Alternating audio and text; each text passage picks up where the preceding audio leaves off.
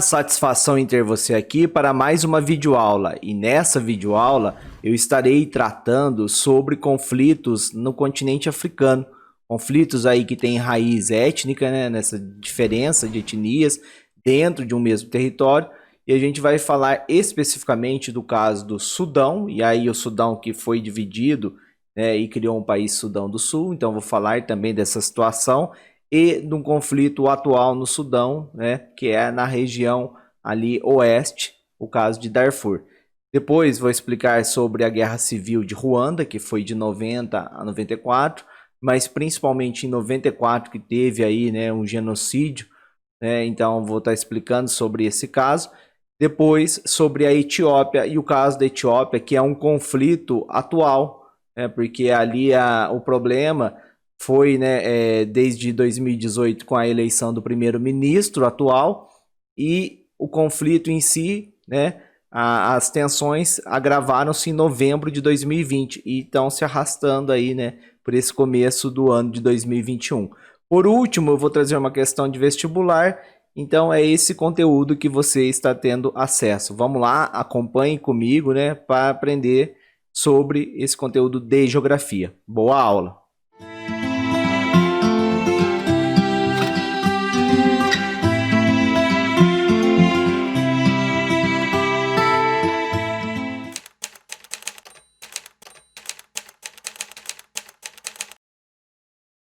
Bem, esse mapa nós percebemos aí, né, a divisão dos países no continente africano.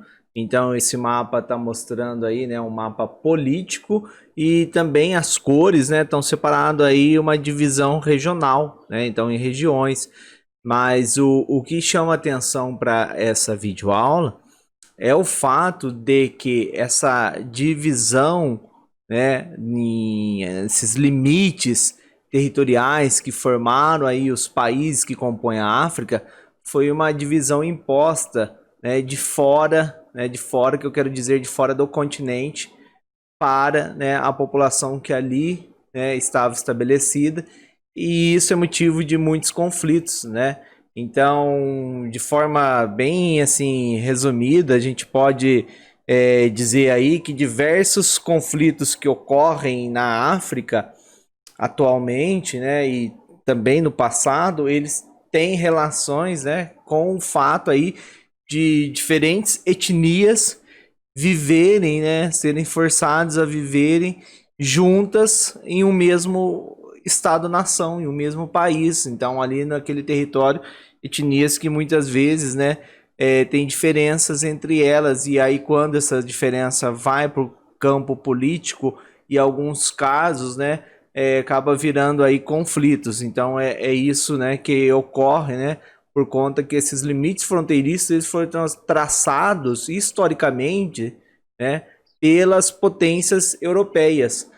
Quando, né, isso ocorreu lá no final do século XIX, e esse processo, né, de dominação europeia aí do final do século XIX e indo durante o início aí do século XX, vamos falar assim, o que vai diminuir vai ser após a Segunda Guerra Mundial, quando as potências europeias estavam arrasadas aí por conta da guerra, mas essa divisão, né, imposta aí pelos europeus de acordo com interesses colonialistas acabaram aí, né, gerando vários conflitos, né, ao longo aí da história da África de etnias, né, diferentes conflitos que ocorreram no século XX, quando então, né, sai aí do poder, né, os europeus que estavam lá, né, o colonizador europeu sai da dominação e aí grupos étnicos diferentes acabam entrando em conflitos.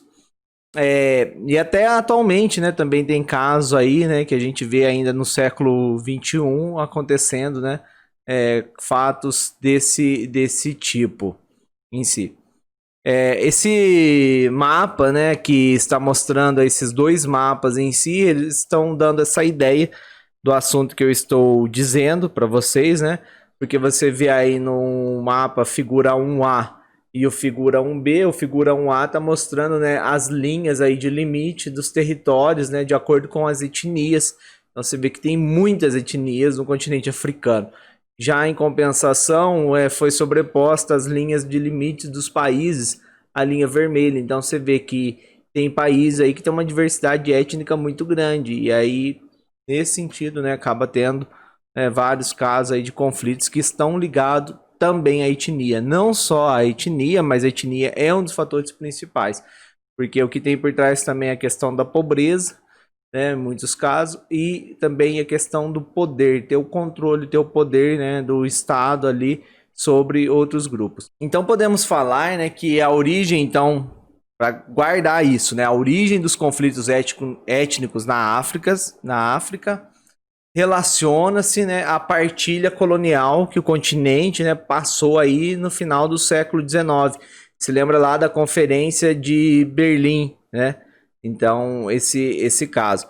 E as fronteiras artificiais que foram criadas, então, pelos europeus. Artificiais porque foi baseada na ideia, né, no interesse dos europeus e não na questão ali, né, de uma identidade da população, uma identidade cultural e valorizando esse aspecto, né, da população local. Não foi pensando nisso, né? Então, grande parte dessas fronteiras que foram divididas lá na época de colonização, né, no século XIX, então, né, essa fase, essas fronteiras foram mantidas após, né, então, após o período de colonização, quando esses países conseguem a sua independência, né, em relação aos europeus, esses limites continuaram. E aí esse que é o problema. Então as fronteiras são aí chamadas de fronteiras artificiais, né, porque são arbitrárias, de acordo com os interesses dos colonizadores, não respeitaram esses limites, né, essas diversidades étnicas, religiosas, culturais. Então muitas vezes você vai perceber o seguinte, que grupos, né, rivais estão reunidos em um mesmo território, que na época era um território colonial. E aí isso contribui para inúmeros conflitos, né, resultantes aí pela disputa entre o poder dos grupos étnicos que chegam aí depois a assumir o controle daquele país independente. Então porque antes quando era colonizado, quem tinha o controle, o domínio era o colonizador. Então esses grupos rivais em si, né, eles estavam submetidos aí ao domínio do colonizador. Quando sai o país colonizador, aí um desses grupos que estão ali naquele território vai chegar ao poder. E aí essa diferença étnica, né, acaba levando. Né? Então, esse é um dos principais. Mas, como eu falei, né, já antes, né, tem outras questões também. E é muito importante destacar aí, né, a questão do baixo nível, né, da economia, né, o nível socioeconômico desses países, a pobreza, a questão também de governos que muitas vezes, né, são governos aí corruptos, né, então tem essa questão, e o interesse pelos recursos naturais, que a África também tem recursos naturais valiosos, como petróleo, diamante, né, então em alguns países, e aí esse controle, né, acaba levando aí esses governos, alguns casos de governos corruptos, gerando, né, todo um problema. Além disso, né, a gente tem que ver o seguinte, quando sai o contexto aí após a Segunda Guerra Mundial, quando sai aquele contexto de domínio dos europeus e esses países começam, né, tornam-se aí independente, nessa época após a Segunda Guerra Mundial, o mundo, né, em si vai passar para aquele momento, né, da bipolaridade, sob influência então dos Estados Unidos capitalista e a União Soviética socialista. E esse período, então, de bipolaridade, da Guerra Fria, também foi responsável aí por aumentar as tensões, no caso, em muitos países africanos. Por quê? Algumas etnias eram, né, financiadas, recebiam armamentos de determinado país aí da superpotência e para ficar uma contra a outra, né? No caso, recebia aí aporte de armas, aporte financeiro ou dos Estados Unidos ou da União Soviética, e esses grupos, né, ficavam ali sendo rivais um do outro, né? Tudo caso aí de aumentar a influência, né? No caso, o avanço do comunismo do socialismo, né, em diversas áreas da África, e também o avanço, né, da influência do capitalismo em diversas áreas. Então esse problema, né, em si Porque quando a gente fala a Guerra Fria nunca colocou diretamente as potências, Estados Unidos e União Soviética, frente a frente, mas de forma indireta, né, sempre teve aí conflitos. Então é esse caso. Então a gente vai falar de alguns casos específicos aqui, a gente vai falar no caso do Sudão, e aí depois repartiu o Sudão, a gente vai explicar. Vamos falar de um caso um pouco mais antigo, 94, lá de Ruanda, e falar de um caso recente aí que está acontecendo agora nesse ano, finalzinho do ano de 2020, e se arrasta aí, né, em 2021, que é o caso na Etiópia. Falar especificamente agora, né, do conflitos no Sudão. Então a gente vai falar em si, tem o país mais novo do mundo aí, o Sudão do Sul. A gente vai falar dessa separação, né, e contar sobre, né, explicar aí sobre o que acontece, né, no caso desse país, Sudão, e também de regiões ali que tem conflito entre o Sudão do Sul, o Sudão e também, né, uma parte oeste do Sudão. Então, volto a falar, né, aquela questão e como o restante da África, né, o Sudão reúne realidades étnicas e religiosas, né, bem diferente, bem distinta. Então, a parte centro-norte tem uma população majoritariamente muçulmana. Então, uma população aí que segue a religião muçulmana, o islamismo, né, a religião do islamismo, e que a língua também, né, a cultura é a cultura língua árabe. Já na parte noroeste, né, que é a região de Darfur, além de ter, né, muçulmanos também, né, de origem, tem grupos muçulmanos e grupos de origem centro-africana. Então também já vem outros grupos, então não só, né, grupos de influência árabe do norte da África em si, mas grupos agora da região centro-africana.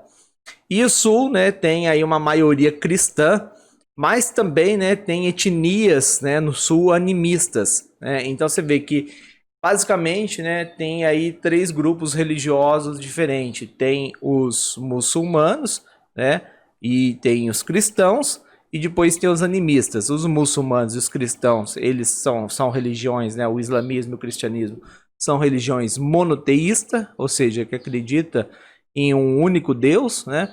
Já os animistas é um tipo de religião que coloca, né, como se tudo na natureza, tudo que é inorgânico tivesse um espírito, tivesse, né, tudo tivesse assim, todas as coisas, né, fossem aí espiritualizadas, rochas, árvores, os rios, né, tudo nesse sentido. Então você vê uma diversidade aí,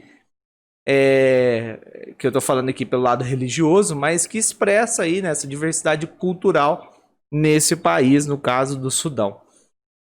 Então, apesar do país ter, né, essa diversidade de etnias, o controle do Estado, né, do Sudão, do país, é feito por uma elite ali, né, de origem muçulmana, população muçulmana, então, que você percebe que controla o Estado.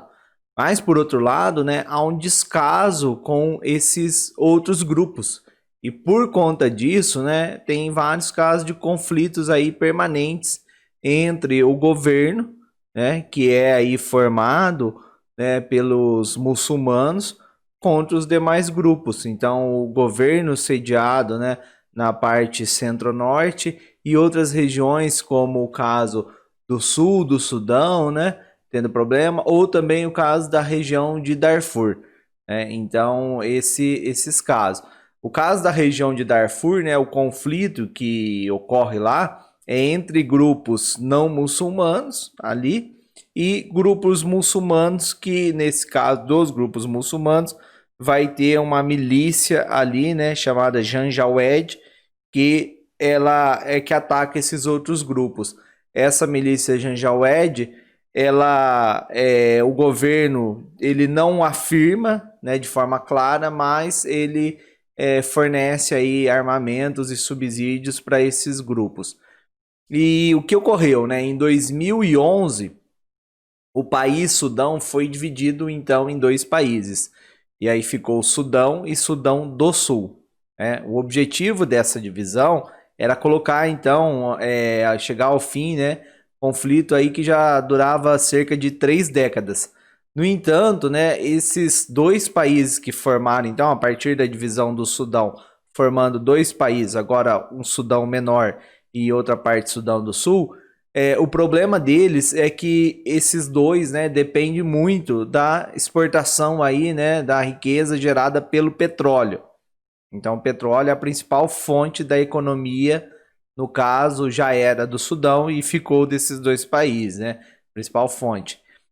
E aí, as áreas petrolíferas, as reservas, né, as áreas de exploração, elas ficam, em sua maioria, na parte que ficou na divisão para o Sudão do Sul.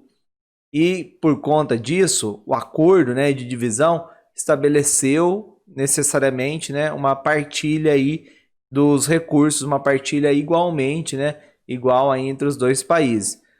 E hoje, né, se a gente pensar assim, mas aí ficou no Sudão do Sul, mas tem uma outra coisa também.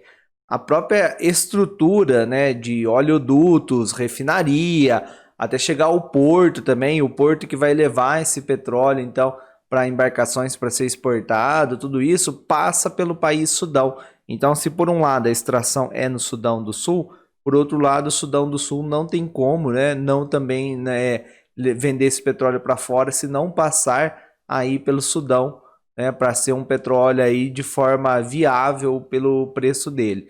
Então tem essa relação aí de dependência. Então esse fato, né, você percebe assim uma situação de dependência tanto de um quanto do outro, né? O caso do Sudão do Sul, um país novo, dependendo do Sudão para exportação, e o outro, né, ambos, né, dependendo aí do petróleo em si como fonte de reserva aí de riqueza na economia. E aí tem um probleminha aí que aconteceu, que foi depois desse 2011. O que aconteceu, né? 2 anos depois, em 2013, né, teve então um conflito aí, uma guerra civil dentro do Sudão do Sul. Então, formado o novo país, né, teve a guerra civil que foi aí, né, até 2020 essa guerra, né? Então acabou aí recentemente, né, a gente pode falar, e que deixou aí vários, né, milhares de mortes e também, né, teve aí milhões de refugiados. Esse mapa que vocês estão observando, ele está mostrando aí então os países, Sudão, e aí dividiu o Sudão do Sul, a capital do Sudão, Khartoum, e a capital do Sudão do Sul, Juba. O Sudão, então, o Sudão do Sul, né, ele, por conta dessa guerra civil que teve no país, teve muito caso de violência, né? Então eu vou estar falando sobre esses casos, para você ter ideia de uma notícia que saiu no jornal Folha de São Paulo em 11 de março de 2016, né, comentando sobre esse caso. E o título da notícia era o seguinte, ó: Sudão do Sul permite estupros como pagamento a soldados, afirma a ONU. Então veja só que coisa complicada, né? O Sudão do Sul, então, a notícia dizia assim, né, que ele está enfrentando uma das mais assustadoras, né, violações aos direitos humanos. Isso tem notícia. E aí a ONU conseguiu, né, através de certas fontes, né, confiáveis, relatos falando então que as autoridades do Sudão do Sul estavam permitindo que grupos aliados ao governo estuprassem mulheres como forma de salário. Além desse caso de estupro, também está tendo muito caso de castração de outras pessoas, de matar, né? Tudo os casos de violência extrema. E então, além dessa violência aí, né? Violências sexuais, que era no caso forças ligadas ao governo, né?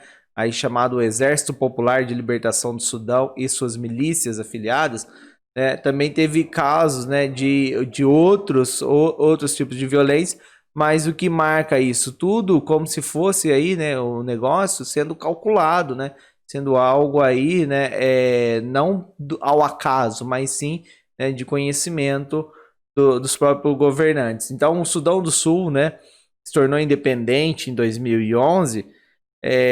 O que ocorre? Ele está nessa guerra civil pelo seguinte: o presidente Salva Kiir, Salva Kiir acusou o seu ex-vice-presidente, na época ex-vice-presidente, Riek Machar de querer derrubá-lo.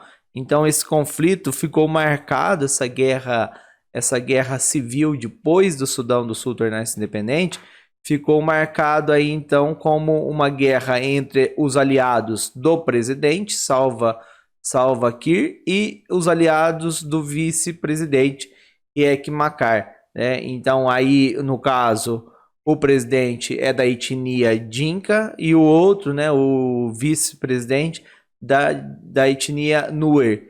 Então, cada milícia para cada lado aí. Depois, em 2020, entrou no fato aí um acordo de paz, aí voltou o que era vice-presidente, então, né?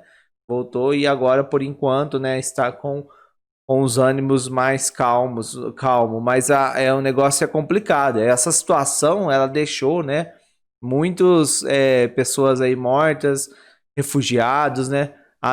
Essa notícia aí que eu tava falando da Folha de São Paulo de 2016, tava falando coisa de 2,3 milhões de pessoas que fugiram das suas casas, né, por conta aí dessa violência, né? Então, como eu falei também, caso de, além do estupro, caso de crianças, pessoas com deficiências que foram assassinadas, pessoas queimadas vivas, teve caso de pessoas também sufocadas, enforcadas. Então, esse relato, para ter ideia aí do tamanho da crueldade, e um país, né, que é pobre, muito pobre. Então, além de se estabilizar aí de uma forma, né, que já vem uma forma demorada, quando torna-se um país, uma região independente, ainda os próprios líderes ali também entraram em conflito. Bom, agora a gente vai falar do caso, né, não falando então especificamente do Sudão do Sul, agora deixando o caso do Sudão do Sul, mas falando em si da região do Darfur, que fica na parte oeste, né, do Sudão. Então essa parte aí do Darfur, você observa aí um mapa aqui delimitado, né? Ali é a principal cidade, né? Que o Darfur também é dividido em 3 regiões ali, ou 3 estados, né? A cidade aí importante Al-Fashir ou El Fasher, né? Aí tem um pico ali, né? O Jebel Mar, que fica na cordilheira ali, no caso. Mas vamos lá, então, falando em si do como que ocorre, né? Esse conflito do Darfur, de Darfur. Nessa região, 1/3 da população é composta por muçulmanos de língua árabe. E esses, ó, então a gente vai ver, ó, muçulmanos, então é um grupo. Esses muçulmanos, né, se dedicam principalmente à atividade do pastoreiro nômade. Então você vê, parte da população é muçulmana e se dedica à atividade do pastoreiro nômade.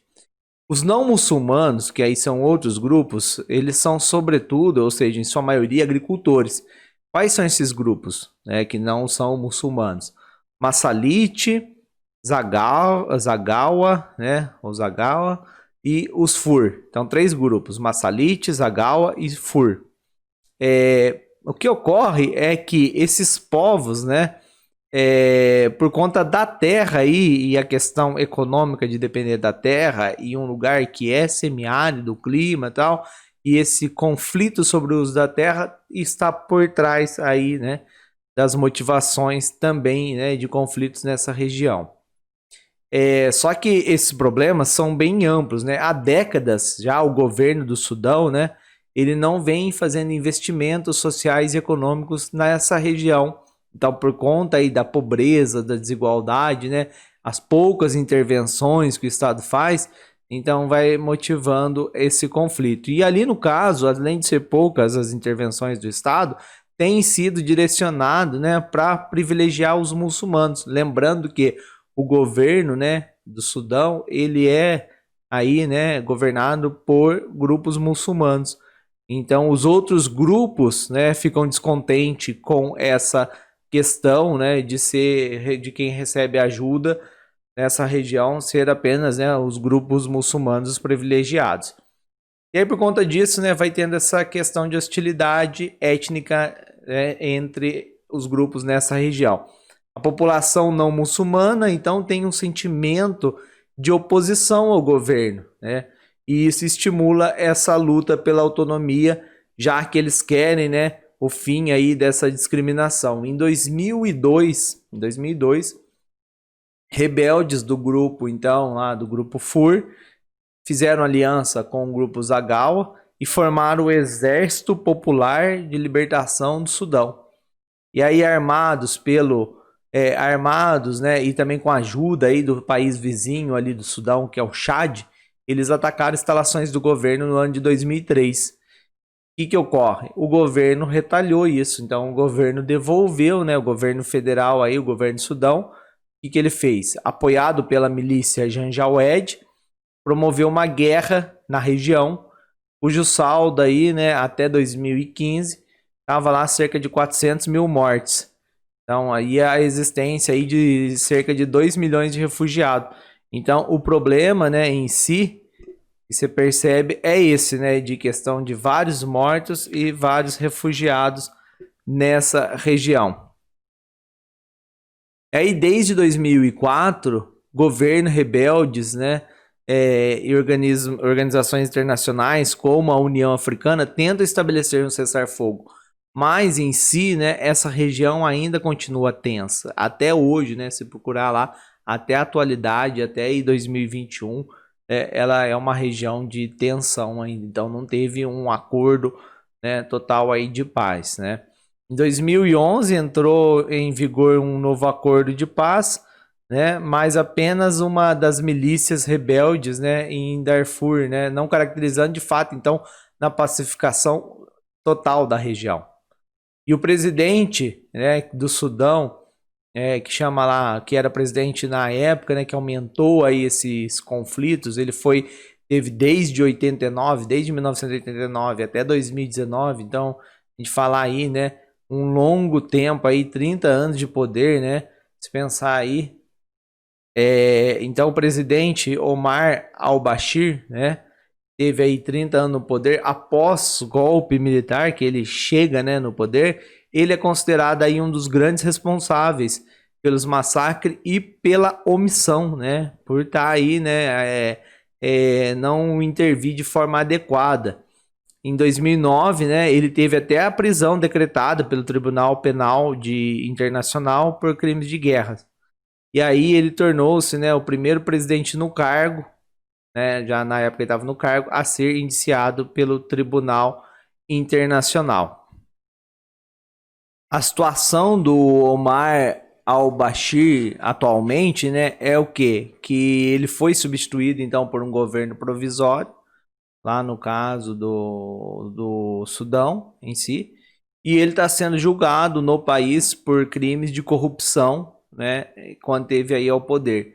E o país, né, falou lá a Justiça do Sudão, falou em fevereiro de 2020 que era a favor, né, de extraditar ele para o Tribunal Penal Internacional para cumprir, né, fazer lá o julgamento sobre os crimes de guerra, então de genocídio, né, que acabou cometendo. Só que até então não teve aí mais movimento sobre isso. Então falaram, né, essa parte, mas ele está sendo julgado no país pelos crimes de corrupção e outros do governo dele. Agora a gente vai dar uma olhadinha nesse mapa aqui, né? Esse mapa mostra então aí a situação, é bem interessante, que mostra uma síntese, né, de toda a área aí do Sudão e tudo esse assunto que eu falei. Então o Sudão, junto ali com a região Darfur, Sudão do Sul, era o antigo Sudão. Depois dividiu em Sudão do Sul e Sudão. No caso, né, você percebe aí que as áreas de petróleo, né, estão aí delimitadas no mapa, principalmente sendo no território do Sudão do Sul. Aí você vê, né, que as áreas produtoras estão aí com a marcação verde escuro. Os oleodutos, né, você vê aí que percorre o caminho indo, né, em direção ao Sudão. Tem projeto de oleoduto indo, né, no caso, para outro país ali, né, ao sul do Sudão do Sul, mostra ali. Mostra a área de conflito no Darfur, que é um conflito que ainda existe, né, ainda existe em si, que esse fica no Sudão, que é lá, né, do caso dos grupos não muçulmanos contra, né, contra o governo aí por causa dos privilégios aos grupos muçulmanos. E, né, tem também aí mostrando uma região, né, que é aí uma região de conflito de interesse, né, dos dois lados, contestado pelo Sudão do Sul e também, né, de direito aí do Sudão. que é Abyei, que é uma área rica em recursos petrolíferos. Então tá ali, né, mostrando sobre isso. Agora a gente vai ver aí sobre conflitos em Ruanda, a gente vai falar em si, conflitos em Ruanda. Ruanda aí que é um país bem pequeno, né, que fica aí no interior da África, tá ali, né, o mapa mostrando a capital, né, os vizinhos, a Tanzânia, Uganda, a República Democrática do Congo, Burundi, Tanzânia, né, como vizinhos. E a capital de Ruanda, Kigali. Vamos falar então, né, sobre essa guerra civil de Ruanda, que foi principalmente entre os anos de 90 e 94, mas o pior momento, né, foi em 94 em si, né, porque no período de 100 dias praticamente houve aí, né, 800 mil mortes. Então, o que houve ali em si? É o conflito aí, né, basicamente de duas etnias, os Hutus e os Tutsis. E aí, por que essa etnia, né, no caso, quem matou, né, foi os Hutus que mataram, né, perseguiram aí os Tutsis em sua maioria e também grupos de Hutus moderados. Então, a população em Ruanda, né, ruandesa, em sua maioria aí cerca de 85% são de origem Hutu, da etnia Hutu. Mas a minoria Tutsi, né, passou muito tempo no país tendo privilégios, né? Então, historicamente ali, né, eles tiveram um privilégio na época dos colonizadores, né, no caso da colonização anterior, que teve da Alemanha, depois dos belgas, né? E quando o país vai tornar-se independente, que tem o processo, né, que foi então lá em 1959, começou um processo, né, que os Hutus derrubaram então a monarquia Tutsi que estava ali, né, e que tinha relação lá, né, na época da colonização com os belgas. Aí a minoria Tutsi acabou fugindo então para países vizinhos, inclusive, né, Uganda aí se destacando como o país que recebeu vários refugiados por ser fronteira. Um grupo de exilado, então, lá os Tutsis exilados em países como no caso de Uganda, né, eles se organizaram, formaram o que eles chamaram aí de Frente Patriótica Ruandesa para retornar, né, em Ruanda. Então veja só, eu falei que em 59 começou esse processo, em 62 torna-se independente e os Tutsis estavam, né, fugiram para o país vizinho, uma grande maioria aí. E depois, né, esse grupo aí organizado, eles voltam para Ruanda, já, né, demorou então um tempo para eles voltarem, vão voltar em 90, no ano de 90, e vai ter uma luta ali constante contra o grupo de Hutus. Lembrando que quem está no poder são os grupos dos Hutus, né? Esse conflito vai até aí de 90 até 93. Então, em 93 tem ali um acordo de paz, só que existe uma tensão, porque a população está armada, né?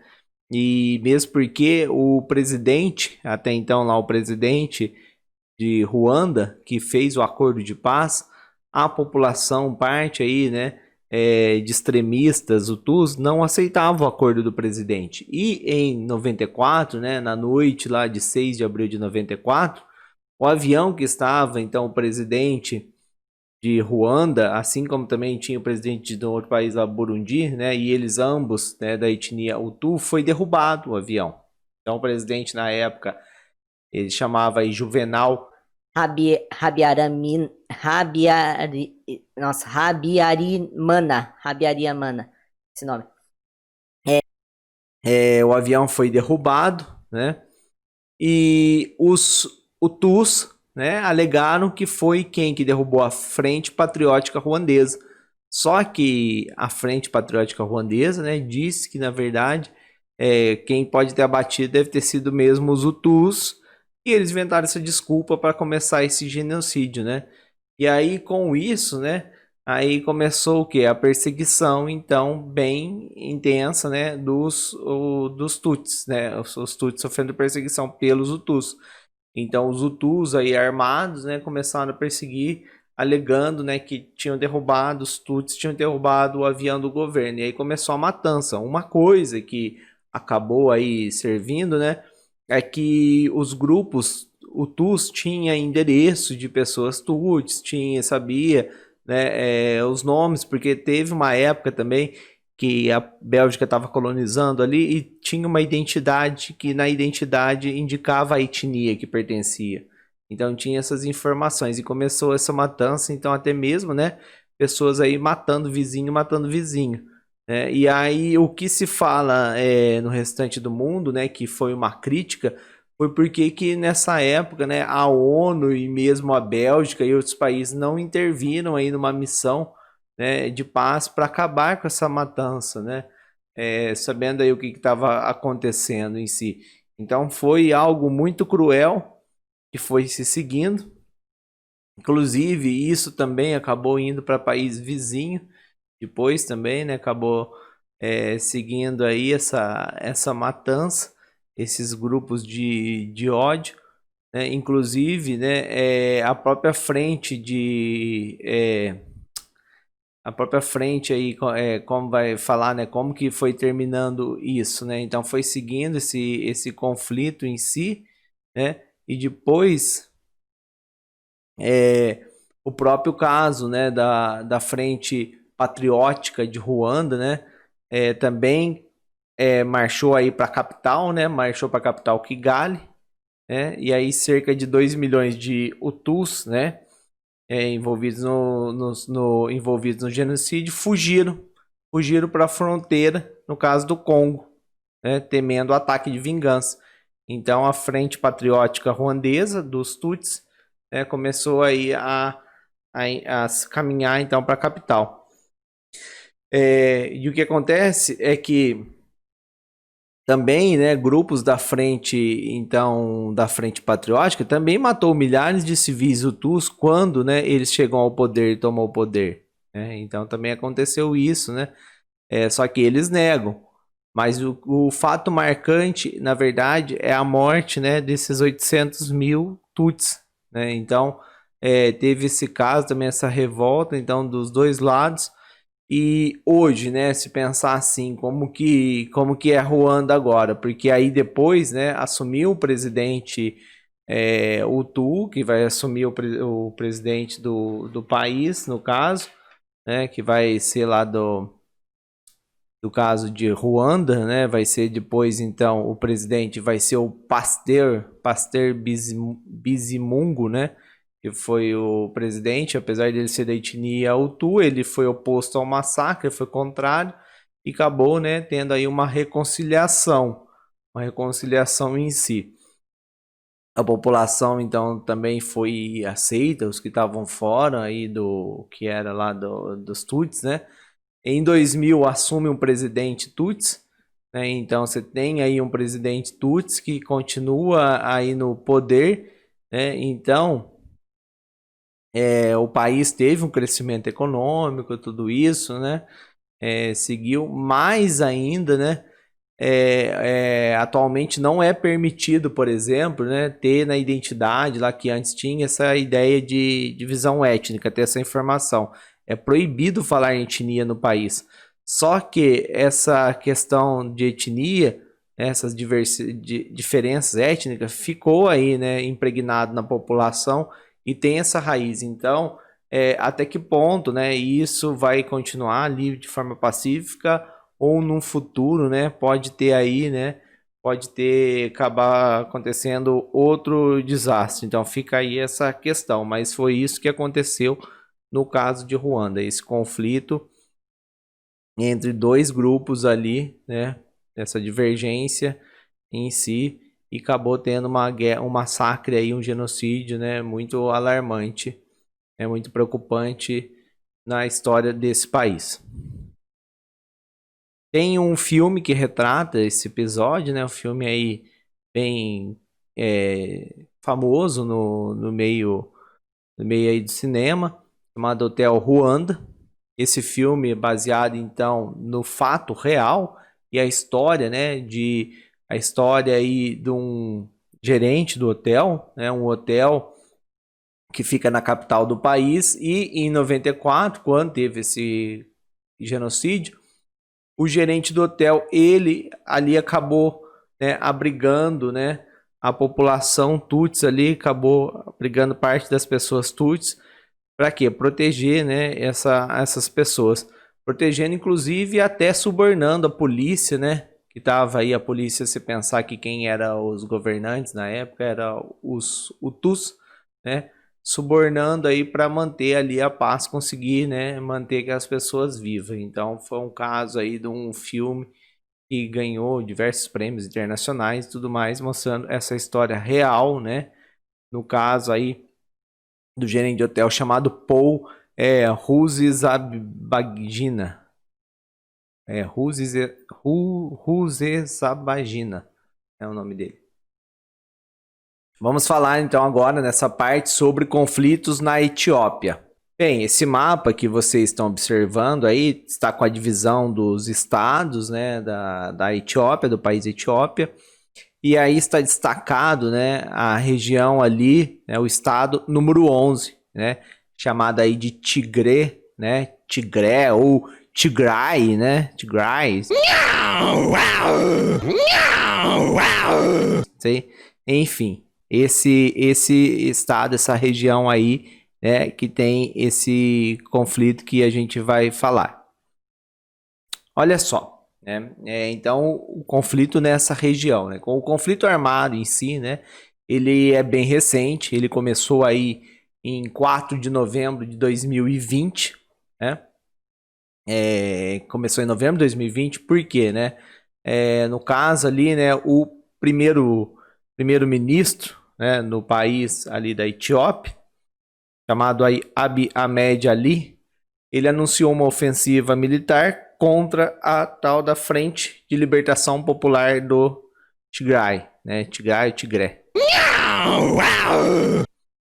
O primeiro-ministro ele justificou essa ofensiva, né, acusando as tropas dessa região aí do Tigré de atacar a base militar federal, né, que fica então na capital daquele estado, né, que chama Mekele.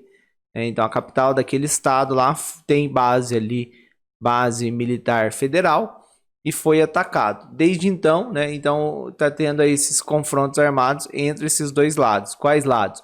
O governo federal contra os que estão, os rebeldes, né, dessa região, que forma aí a tal da Frente Popular, Frente de Libertação Popular, né, do Tigray, ou Tigré. E aí, né, tem uma coisa ali que é muito complicada a informação dessa região, mas uma ONG, né, a ONG aí, Anistia Internacional, informou que teve um massacre, né, em novembro, quando centenas de pessoas foram mortas a facadas, e a machadadas na cidade ali da região, né, chamada Maikadra, né, na parte oeste então desse estado do Tigré. A Anistia Internacional não foi capaz de apontar os autores do massacre, mas depois, né, testemunhos aí apontaram falando que era a frente, né, aquele grupo chamado aí de Frente de Libertação Popular do Tigré. Que por conta, né, de perder aí uma batalha contra o governo federal, eles atacaram então a população, tocaram aí a população civil, matando diversos, né. E aí o primeiro-ministro, né, também culpou esses rebeldes, né, pelos crimes. Mas os rebeldes em si, né, da região ali, eles negam essa acusação. Por outro lado, né, a ONU também anunciou que está colaborando, né, com o Sudão para ajudar os refugiados. Por que o Sudão? Porque o Sudão é vizinho da Etiópia e está tendo ali muitos casos de refugiados dessa região do Tigré, né? Está tendo muito refugiado indo para o país vizinho. Então a ONU está ajudando, né? Porque haviam fugido aí, né, mais de 7.000 pessoas em novembro de 2020. E obter informação dessa região em si e do que está acontecendo é difícil, porque a região já é complicada. Nós estamos aí esse ano de 2020 passando por um caso de pandemia e também é algo muito recente, né? Então para saber aí é bem complicado, né? Então se pensar assim, o que acontece ali por trás, né? O que explica esse conflito? Durante muito tempo, né, esse grupo aí que forma, né, a tal aí da frente né, a Frente de Libertação Popular do Tigré, né, ele foi um partido político dominante ali na Etiópia. Mas quando, né, chega, né, esse primeiro-ministro que está atualmente no poder, as coisas mudaram. Isso foi em 2018. Então, o que você percebe, apesar de ser, né, de uma região, e você falar assim, ah, será que o conflito é um conflito separatista em si? Em parte tem essa pegada separatista quando fala da região, né, que eles estão, mas na verdade não dá para falar que é apenas, né, uma questão separatista da região, que ela tem uma cultura ali que ela quer separar em si do restante do país, a população ali quer. Não, na verdade é um grupo político que tinha o privilégio de controlar a Etiópia, e quando esse grupo político eles perdem o poder, eles formaram então, né, esse grupo revoltado aí contra o governo atual. Então é isso mais que parece. Então quando chega, né, o Abiy Ahmed ao poder, né, que é o primeiro-ministro atual, ele foi eleito aí como uma pessoa bem popular, bem um líder reformista, né? E aí ele pegou e começou a fazer reformas, por exemplo, né, colocando aí ex-funcionários dos governos aí anterior, né, acusado aí de corrupção, tirando fora, fazendo a mudança, né, expulsou então as lideranças antigas, né, da frente aí de libertação, né, popular lá do Tigré, que era o partido que estava ali dominando, acabou tirando do poder, dissolveu uma coalizão multiétnica que governava o país, né, e foi criando aí uma outra frente política de domínio aí da estrutura, né, do governo. E isso aumentou essa tensão política, porque os que estavam antes no poder, que formam essa frente de libertação popular, né, do Tigré, esse grupo aí, eles não aceitam, né, eles se opõem, né, a essa ação, eles se opõem ao que o primeiro-ministro está fazendo. Eles se recusaram, então, a fazer parte da aliança política, né? Da aliança aí, no caso, que foi feita aí, criou, né, o primeiro-ministro. Não ficou satisfeito também com uma negociação de paz que esse primeiro-ministro promoveu, e essa negociação de paz, inclusive, levou, né, o primeiro-ministro da Etiópia a ganhar o Prêmio Nobel da Paz em 2019. E o que foi essa negociação de paz, né? Foi uma negociação com um país vizinho ali, que a Etiópia estava em conflito aí por 20 anos, mais de 20 anos de guerra, né? E o país envolvido é a Eritreia.